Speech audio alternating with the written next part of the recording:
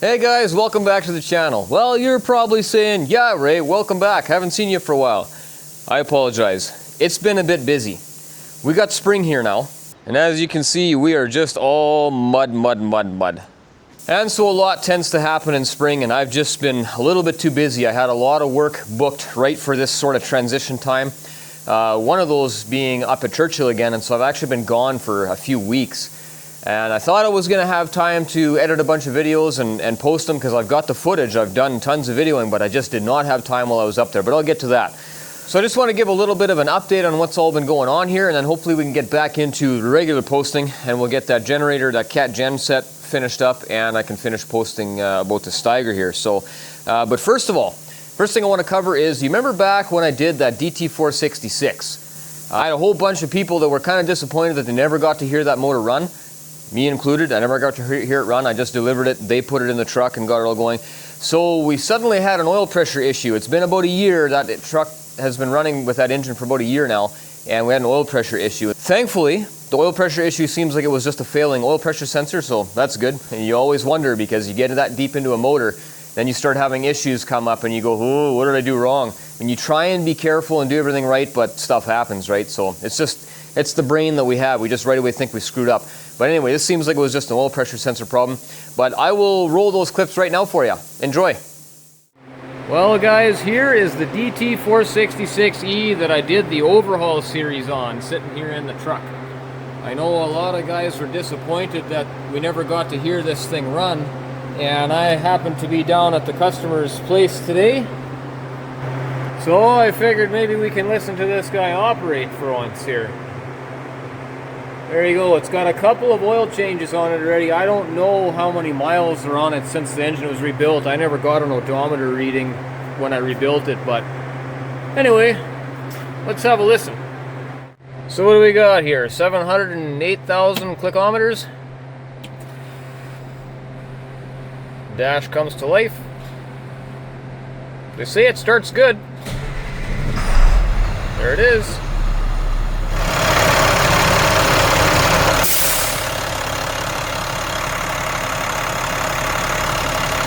There you go, she purrs like a kitten.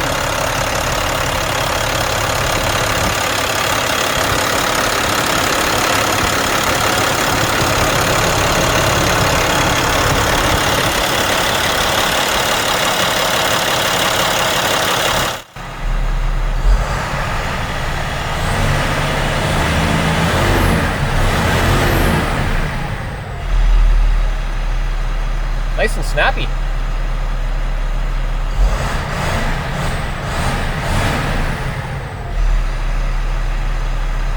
That sounds good.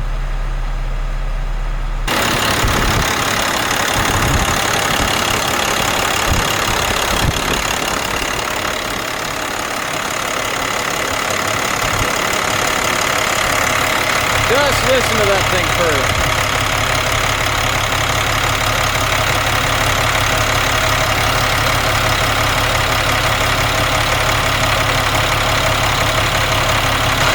There you have it, guys. Runs like a champ.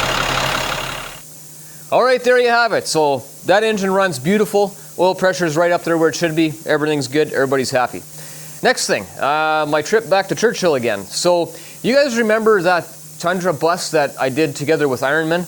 The video is here. So in that video, I designed the hydraulic system for that thing. Did the steering, the brakes, the shifting for the transmission, the transfer case, all that stuff. Everything is hydraulic. And it was a really good system. It was really well done. And they've used that machine up there for one season, and they love it. They absolutely love it. It steers so good. It has so much braking power, everything else. Well, the owner of Lazy Bear, they actually have a few more of those crawlers, and they've contracted me to go up and do a few more of them. They want all the same stuff. The suspension, which may or may not happen. I may or may not do the suspension. I'm not sure. Ironman did that before. We'll see what happens with that. But the hydraulic stuff, I ordered a whole bunch of more stuff again, shipped it up on the train, and then I flew up there to install it. I hired a welder to come with me, a good friend of mine. That was our job, was to modify that machine and put the stuff all on there. And so I didn't do any videoing of that, just because we just put in hours. I mean, we got up at 6, we were in the shop at 7, we worked until about 8:30 and then had breakfast, and then went straight back to the shop. We worked until about 12:30, had lunch, and then after lunch we went straight back to the shop. We worked until 6:30, and then we'd have supper, and then after supper we go straight back to the shop. We usually work till 9:30, and by then I was done, and there was no time for videoing and all that kind of stuff. But I did take some pictures and a couple little video clips with my phone, so I'm going to post a few of those just to give a bit of an idea of what we all did. And I'll just talk through some of that stuff, so kind of explain a couple things real quick, and we'll go from there. So let's go with that. Okay guys, so this is Gerhard and I sitting at the airport waiting to get on the airplane. He is the welder that I hired to do the fab work for me. And this is our ride. That's the airplane that we take up to Churchill. But of course, this is Manitoba, and we kept on having weather delays from freezing rain, so we had to get de-iced before we could take off. Pretty normal procedure around here. This is Winnipeg. See you later, Winnipeg. And a couple hours later, this is what it looks like. Just nothing but frozen tundra. There is nothing out there, guys. It's just snow and swampy tundra stuff. And here it is, Churchill, Manitoba, polar bear capital of the world. And of course, we went straight to the shop, and we were excited to get going on this bus. So Gerhard got right busy doing what Gerhard does, but I had a different project to start with, and that was this guy. That is a 600 horsepower Mercury Verado outboard. That is a V12 gas motor. It's not even a real motor, it has spark plugs. This thing belongs on the big tour boat that they do the beluga whale watching on, and all of a sudden one day it started burning oil. So I needed to find out what had happened here. So somebody obviously has taken a lot of stuff off of here already, which is good. The first thing that I noticed was it's been running really rich. The plugs are really black. That may or may not be a related issue, I'm not sure. But the second thing I noticed was all of the cylinders have tons of oil on the intake side. We got lots of oil pouring through there. So the fact that it's burning that much oil, and all those are full of oil like that, all the intake ports, whatever's wrong is affecting the entire engine, and so that makes me think that we have a bad cylinder. A bad cylinder would be putting a ton of compression into the crankcase, and then it just blows compression and oil right into the intake through your vent tubes. So I brought my leak down tester from home, and I started doing leak down tests on all of these, and this side they're all perfect from top to bottom. We got between 0 and 10% leakage, which is fantastic. Up to 40% is considered normal. And then I went to this side, and they're all the same thing. They're all completely perfect until the bottom cylinder. That bottom cylinder, we got our 100 psi set point, and we got just over 90% leakage on there. So that cylinder is toast. I got to bore scope it yet. I don't know if it's a valve related issue or if it's bottom end like piston. I think it's a piston problem, but I'll find that out yet. So the initial diagnosis led me to a bad intake valve, and I started stripping it down to see if I could pull that head off here at the customer's shop. Oh, there it is, quad cam V12. Unfortunately, it's timed in the back. Kind of interesting how one cam is timed to the other one with a timing chain like that. But anyways, it's timed in the back, which means it kind of seems like I'm going to have to split this motor from the transmission so that I can do the timing later. I can't imagine how I would get this apart and back together like this, so... oh boy. And so you can probably tell it was a little bit too much of a job to do here at the customer's shop. They're just not set up for that. So that motor got packaged up to go for a train ride. So that was fine. That allowed me to get working on the crawler. So we tore all the front of it off of there and the rads and everything out, because we got to make room for this guy. There's our new hydraulic pump that's going to run this machine. So here's the basics of it. We got our hydraulic hoses, the truck hose. There's our 4-inch weld-in flange, our 1-inch hose, and these other connectors that these guys in here, those guys, and then all these fittings. So here we have our main pressure relief and our pressure reducing and the cartridges that go with it. We got the steering motor, this box. Oh, this is from Ironman, that's different stuff. There's my filter head, filter, check valve for the load sensing. I got paint, we got our gauge, our other weld-in bungs. That's the code flange for the pump's inlet. There's the code flange for the pump's outlet. Just all kinds of fittings and bolts and stuff. Same thing here, all this miscellaneous stuff. That's our shut-off valve for changing the return filter at the tank. We got that rad hose, we got Teflon tape, we got all kinds of random fittings and different stuff in here that we need, and bushings and stuff for the inlet piping. And then here we have the brake pedal valve, accumulator valve. There's my 4 DIN connectors, and these are the 2 electro-hydraulic valves that I do have. And then this is another bag of just all these fittings and different stuff. So, oh yeah, and obviously the accumulator. I don't know if I said that. So I'm just missing that suction screen and then the other 2 electro-hydraulic valves. Yeah, so a project this big, you're always missing something. So it takes a bit of organization to find out where you're at. So they wanted to install a pinion brake like this on this machine to use as a park brake.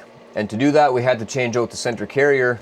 To change out the center carrier, you have to get the kingpins out, and those things gave us a time. So I had Gerhard make me this sort of inverted press so that we could use a 20-ton jack to jack the pins out. And believe me, we needed all 20 tons, and that thing ripped off of there a few times before we actually got those pins out. Okay, yeah, I've been waiting to hear those bangs. Woo! They sound like they're seized. Oh, they're not high. Oh, wow, there it's coming.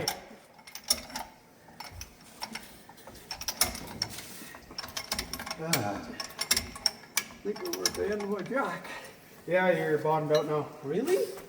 Yeah, they don't have much lift on them. Yeah, they don't lift high. Okay, well then we'll reset and jack some more.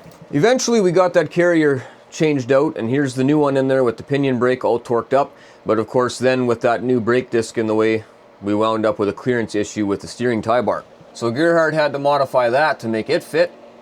Alright, let's check this tie bar here. It's all fixed up. Do we have clearance? Yeah, we got lots of clearance now. Everything works. All the way. Nice. Moving on, the hydraulic pump is too small, and that air compressor won't be needed anymore because we're not doing anything air on this machine. Alright, so with that compressor and that little weenie hydraulic pump out of the way, no longer need those coolant ports, so they're plugged off. Got a plate made for that, thank you Gerhard. And now we got all the room in the world to access this fuel filter, which was such a pain to change before. So nice. Yeah, we won't be needing any of this stuff anymore either. No more air. And this is the old Hydro Boost braking system, and all of that stuff is being replaced by these 3 parts. We got some nice big beefy calipers on these things.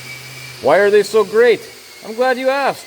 Because on these calipers, you undo those 2 bolts, take that plate off, and now you can change your brake pad without taking the whole caliper off. Try that on your Ford pickup. The only problem with this job up here is all they got for power tools is this Fisher-Price stuff, and the battery's always dead. Anyways, back to the project. We had to have this custom radiator made in order to fit that front-mounted hydraulic pump on there. And as you can see, our center line of the crank is not in the center of the hole where we need it. So the rad had to be dropped a little bit. As you can see here, we've got it in line, but that frame was bent. So we had to fix that frame. And there we go. Everything is all true and lined up the way it should be. So we're still working on our air-to-air to get this all figured out. At this point, we're going to wind up making new outlets and inlets that go up over the top and get piped to the engine. So we're just working on figuring that all out. But this rad has this hole in here because we're having a crank-driven hydraulic pump. So the problem now that created was our big cooling fan that was in here would now hit the pump. So you can go to a shorter cooling fan, but then to try and build a shroud in behind there would just be a nightmare. So we came up with a different solution. And that solution is right here. We converted to electric fans, and Gerhard welded up a really sweet aluminum shroud for it. So that thing is going to cool really, really well. So while I was relocating the transmission oil filter and making up new lines for it, Gerhard was inside building a new doghouse for the engine. All out of aluminum, gives us really good access to be able to check coolant and oils. And I think the end product turned out pretty nice. This is what you see on the back of the seats in that crawler, and I just always think that's such a neat touch. I like that. Here I'm starting to plumb some of the hydraulics in underneath the crawler. Gerhard made these oil pressure manifolds. It helps just really keep things nice and clean underneath there. And he also welded up this new motor mount, so we had a place to mount the pump to. Here's our custom made pump couplers. And we begin test fitting and getting everything all lined up the way it's supposed to be. The end result is this. That pump just nestles in there just beautifully, just fits like a glove, just like it's supposed to. So at this point, our time in Churchill was coming to a close. Gerhard was real quickly just making mirror brackets to mount the new upgraded mirrors. And there you go. all installed, looks pretty good. And then it was time to go home. Okay, Lazy Bear Bus, I will see you in a couple of weeks. And so we headed back home with a new list of parts to get shipped up and a plan to come back and finish phase 2 of this project. So that was the gist of the Churchill trip, and then of course I had a big parts list of more pieces that we needed to get sent up there, so I spent about a day going through my list and ordering up pieces and getting them packed up. And so there's a crate on the train on its way back up to Churchill now with the remainder of the parts, and in a few days we're going back up there again to finish the job, so that's where that's at. And the Verado is here. He showed up on the truck, so we got her unloaded and nestled into the shop beside the Steiger. So this is that Verado. As you can see, it's totally stripped down and the motor is off of it. And there it is, completely tore down, ready to go to the machine shop for some work. So this is the cylinder here that had issues. You can see the cracks in the piston, and you can see how that rod is kind of, well, it's supposed to be straight like that one. So that was some pretty severe damage there. We got a little bit of crank stuff we got to worry about. There's a couple of journals that are pretty scored up. We can't have that, so we're going to see if I can get that polished out. This one's going to go to the machine shop. I'm not going to try and do this one myself. It's bad enough that I'm just not sure. We might have to grind this, so I got to figure that out yet. Of course, we got the heads there. There you go, your dual cams. The camshafts are all shot. You can see on that lobe there's rust pitting on there. That will not last if we put that back together like that. And then of course in the block, this is the cylinder that had the issues. And you can see the markings inside there. You can really feel that.